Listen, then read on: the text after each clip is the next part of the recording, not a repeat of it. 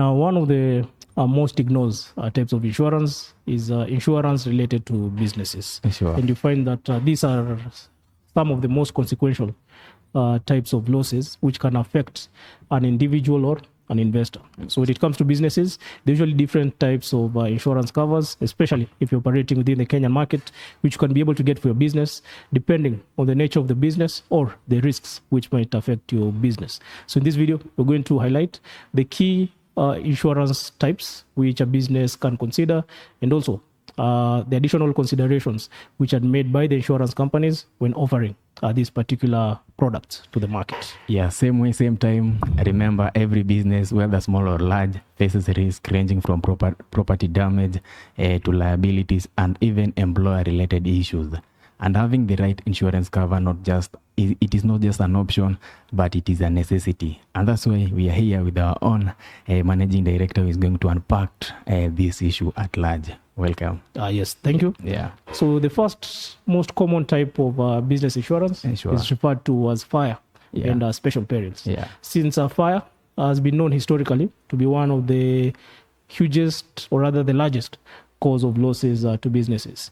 So fire insurance originally was created after the Great Fire in London. So what happened there was that during that period in time, there was a huge fire which, let's say, disseminated a whole region. So you could find from bakeries to shops, everyone was wiped out. So that's why the specialists came up with the idea: how can we be able to save businesses or give them a second chance in the event of losses arising from fire? Since fire can completely wipe out from the building itself, the structure, to the goods, to the equipment, and also sometimes also leading to the loss of lives. So that being the most common type of product, the first part covers against losses arising from fire, lightning, and also explosion of, let's say, boilers or other equipments. And now for the special perils, now these are the additional risks which a business might face, and they can get them as additional covers, such as losses arising from riots and floods. Sure. Yes. At the same time, it could be fair now for the benefit of the viewers, if you can give more about the reason why business insurance it is important, not only just for the large business enterprises, but also for the small business enterprises. Yes. So the first reason to get a business insurance is continuity of business in the event of huge losses. Sure. So you find these types of huge losses can end up terminating a business due to the impact in terms of the financial consequences. Next is also the peace of mind for the business owner and other related stakeholders. So you find that in the event that such huge risks occur, you have peace of mind that you have a second chance for your business.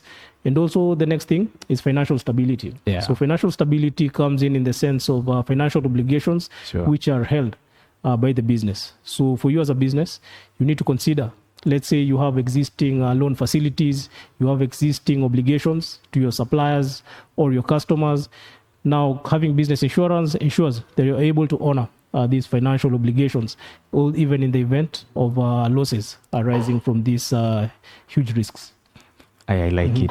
Yes. At the same time, if at all you have some insight, you can add on it before I ask you another question. So the first cover which I highlighted was the fire and special perils. Next, there's also something more important, which is consequential loss. So you find that the only loss, or rather, the fire doesn't cause all the loss. So let's say you're building your shop or your goods are on fire, they've burnt, and they're completely wiped out. You can wait for the insurance company to come and compensate you, and then you can be able to buy new stock. But during this period before you're compensated, you will have lost in terms of revenue. Since during that period you could have been selling, you're not selling. You could have lost also in terms of losses. This is losing in terms of business. And then you can also lose in terms of your obligations. Let's say you had employees. Now, since your business has burnt or maybe is affected by floods, now you don't have the capacity to pay your employees. But by law, you are obligated to pay them. So having an additional cover, such as consequential loss insurance, this ensures that in the event of these losses arising from the specified risks, you also have access to the funds to cater to your financial obligations, which otherwise would have been difficult or impossible for you to be able to cover. Yeah, I like it. At the same time, allow me to ask you this question. How does liability insurance protect a business? Yeah. So when it comes to liability, there are different types of liabilities which can occur. Yeah. So as a business, depending on the nature of your business, the different types of insurance which you can take in relation to liability. Sure. So the most common one is referred to as professional indemnity insurance. Now, this one is usually taken up by professionals such as doctors, accountants, lawyers, and also other specialized service providers. So you find in the event that you are a doctor and your patient feels that you had professional negligence while treating them, they can go and sue you for that, and you're expected to compensate them. Let's say it was a surgery, the mistake was on your side, or the patient is arguing that you gave them wrong advice as a lawyer or as a doctor. Also as a lawyer, you can find that you've provided legal advice and your client finds out that maybe the legal advice wasn't appropriate for your case. They can come back and sue you. I see. So that's where you get your professional indemnity to protect you against liabilities arising from your professional service. The next type also of liability, you can also get a director or officer liability insurance.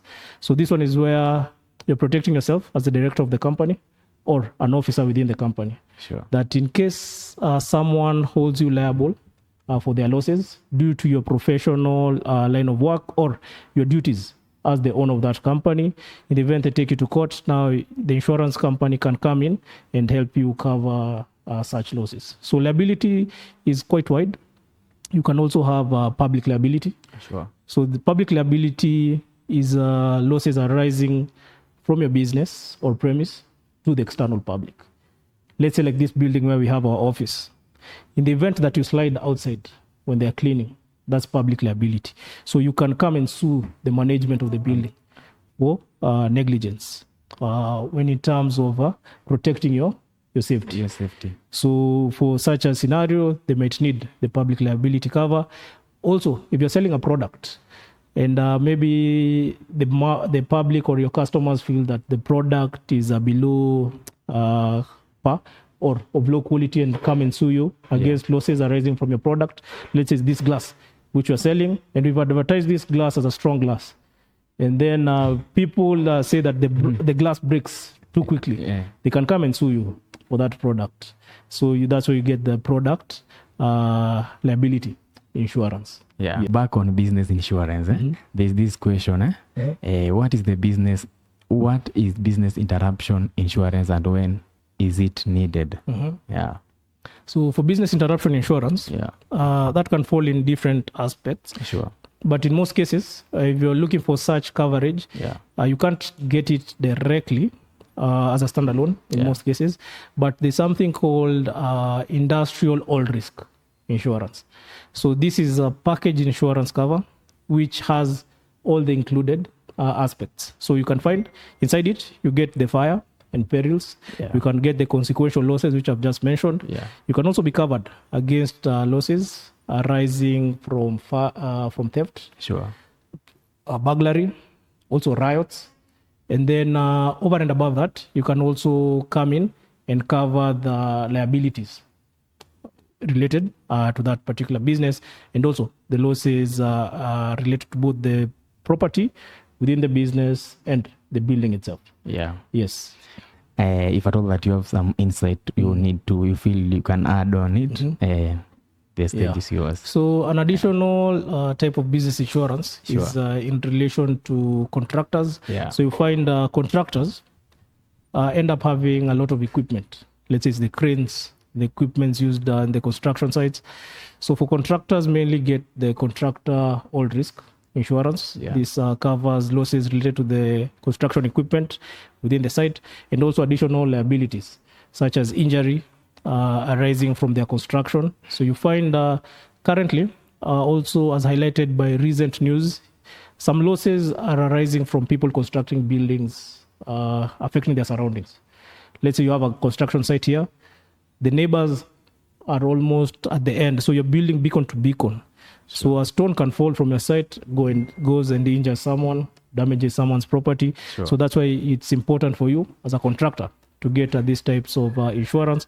And also you might find some of your equipment, unlike the motor insurance, are not used on roads. So you can't purchase for them motor insurance covers. But the equipments are either movable equipments, meaning they can move and cause damages to surrounding areas. So that's why it's important. As a contractor, you get the contractor all risk insurance. Sure. But now, when it comes to business-related insurance, when they consider the employees, one of the main insurance which can be taken for the employee side is something referred to as fidelity guarantee insurance.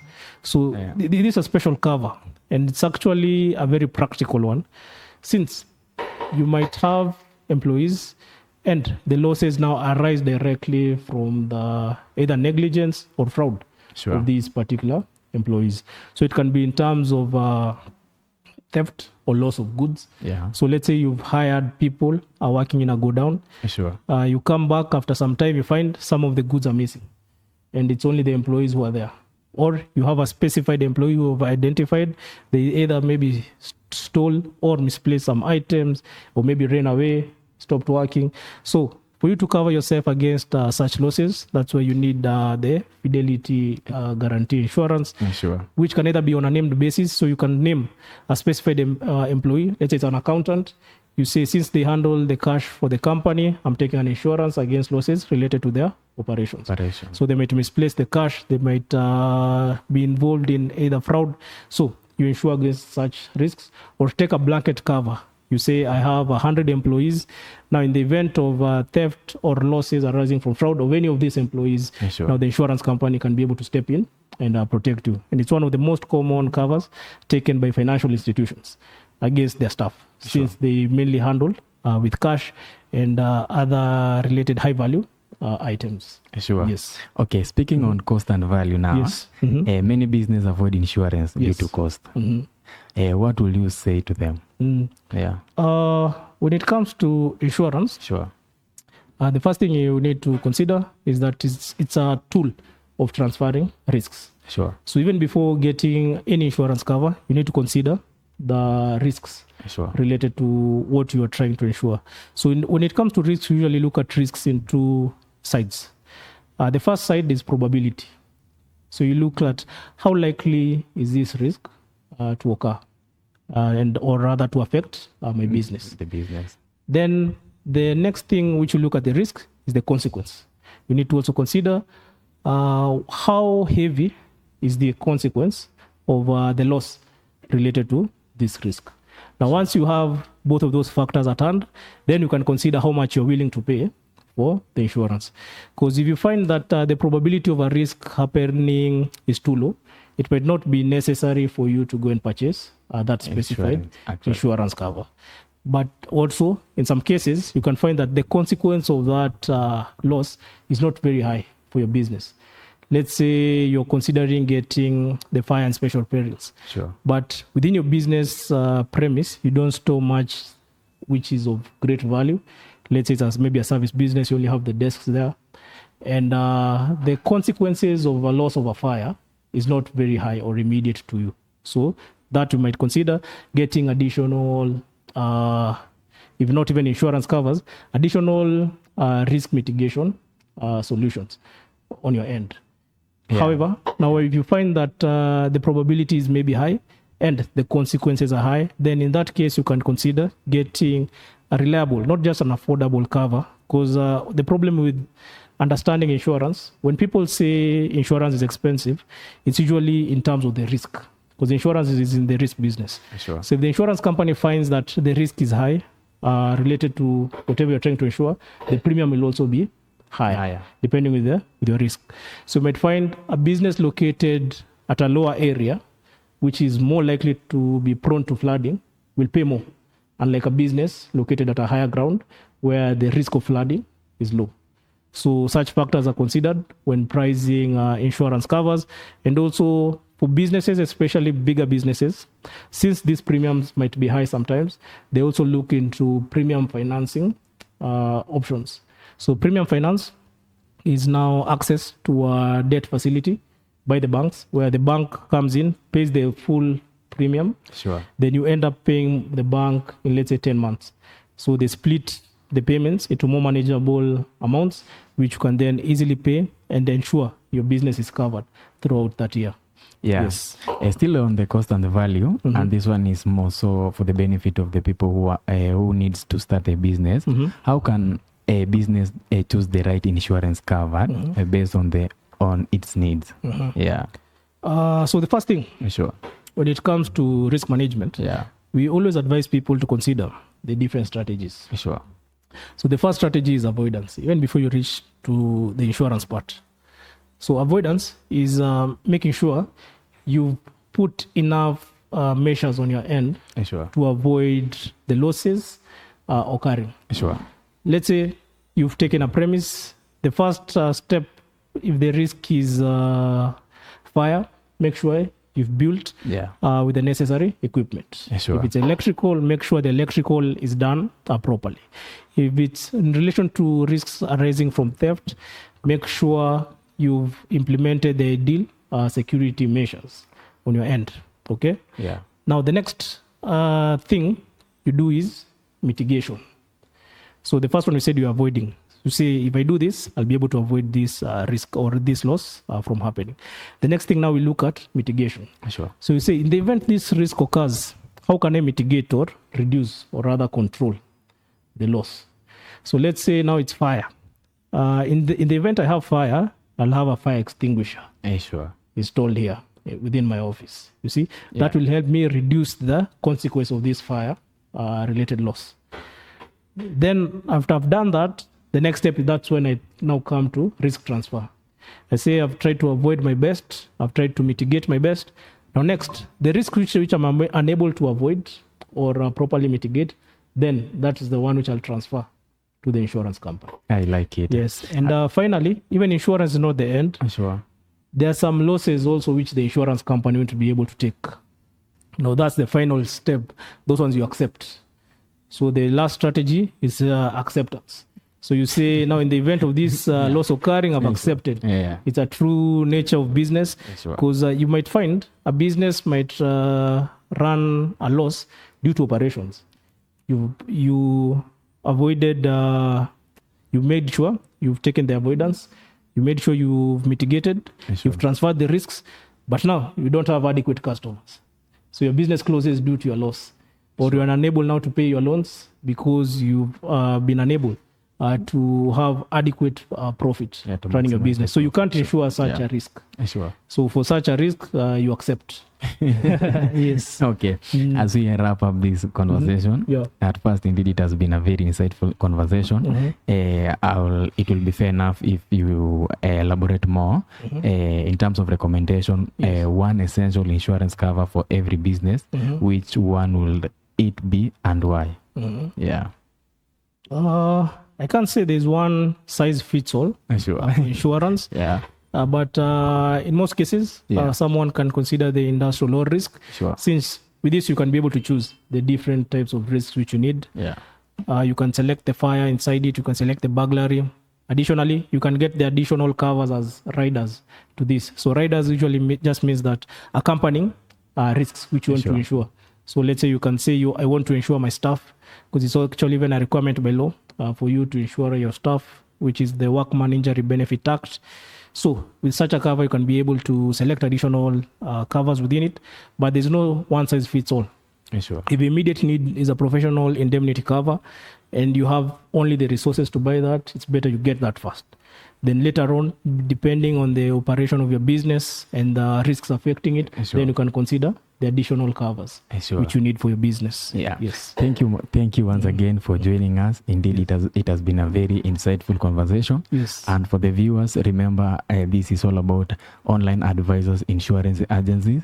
And if at all maybe you want to start a business, you can visit our offices. We are located along Mombasa Road, Vision Plaza, first floor, room number 2. At the same time, you can call our office number, that is 0723645810. Until next time, remember, this is Online Insurance Advisors Agency Limited. Okay.